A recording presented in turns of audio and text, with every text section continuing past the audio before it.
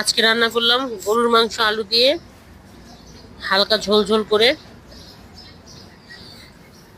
আর কালিজিরা ভর্তা বানালাম, ডাল রান্না করলাম আর ভাত। তো আসসালামু আলাইকুম, কেমন আছেন সবাই? আশা করি ভালোই আছেন। আজকে রান্না বান্না এইগুলোই আমার। তো রান্নার দিকে চলে যাই। সবার আগে ভাত রান্না করছি, এরপর ডাল বসেছি, ডাল হয়ে গেছে, ডালটা ঘোটা দিব। ডালটা আমি গ্যাসে বসেছিলাম, তো হয়ে গেছে। এখন আমি সিলিন্ডারে এটা বাগার দিব। তো ঘোটা দিয়ে বলক আনবো, এরপর পেঁয়াজ আর রসুন দিয়ে বাগার দিয়ে দিব।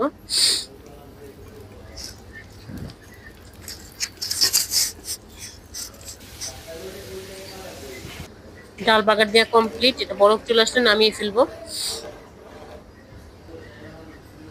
এরপর আমি গরুর মাংসটা বসাবো, পেঁয়াজ আর তেল দিব।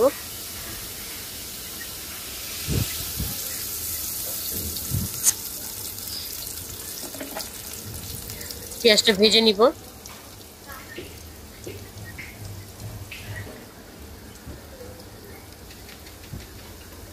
তো পেঁয়াজটা ভাজা হয়ে গেলে আদা রসুন বাটা দিয়ে দিব পরিমাণ মতো। আদা রসুন জিরা বাটা এখানে আছে, তো দিয়ে দিলাম।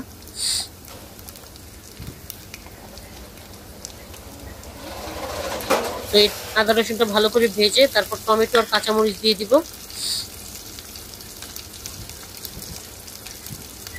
এলাচ দারচিনি দিব।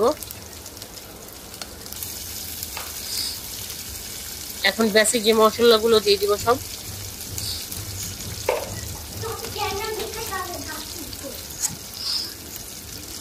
পরিমাণ মতো সব মশলা দিব।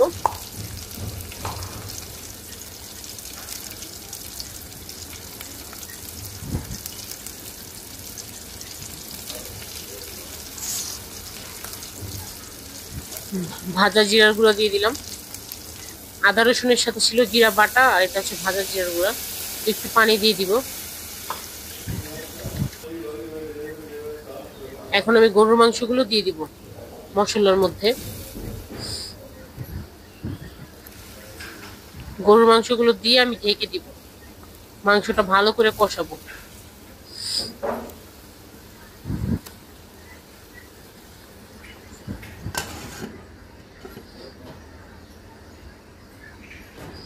আর এইদিকে গ্যাসে আমি কালি জিরাটা রেডি করব।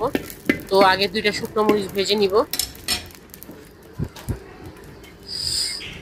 এরপরে কালি জিরার মধ্যে রসুন আর পেঁয়াজ দিয়ে নিয়েছি। এদিকে মাংসটাও নেড়ে চেড়ে দিতে হবে, কষাচ্ছি তো তাই একটু পর পর ঢাকনা উঠিয়ে নেড়ে চেড়ে দিব। আর ওইদিকে কালি জিরাটা ভেজে নিব।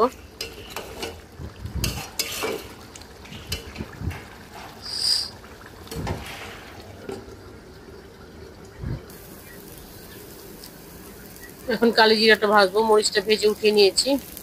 গ্যাসের লাইনে গ্যাস কম, তাই সব আস্তে আস্তে হচ্ছে। তো এটার মধ্যে সরিষার তেল দিয়ে ভালো করে ভেজে নিব।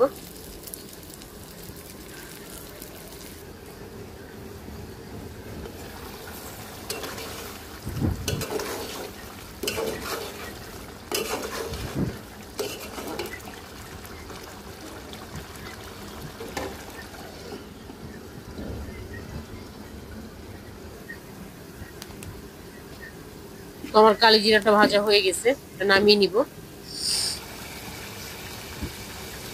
আর এদিকে মাংসটাও কষানো হয়ে গেছে।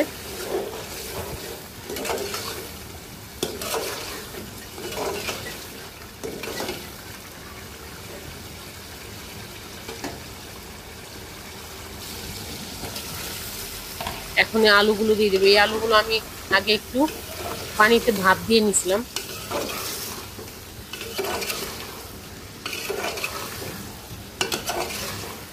এখনকার আলুগুলো জানি কেমন, উপর থেকে সিদ্ধ হলে একদম ভিতরে গিয়ে একটু শক্ত দানার মতো হয়ে থাকে। এই জন্য আমি আগে একটু সিদ্ধ করার মতো ভাপ দিয়ে নিছি। এখন ঝোল দিয়ে দিব পরিমাণ মতো।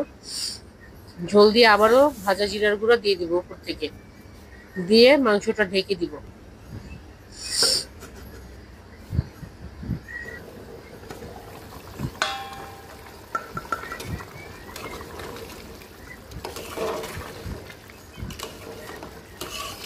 ঢাকনা উঠিয়ে আবারও নেড়ে চেড়ে দিলাম।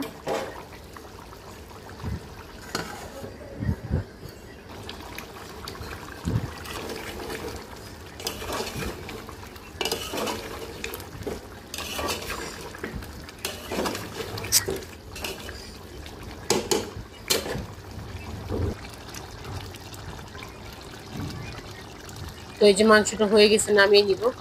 তো আজকে এই পর্যন্তই, ভালো থাকবেন সবাই। আসসালামু আলাইকুম। ভিডিওটা কেমন লাগলো কমেন্টে জানাবেন।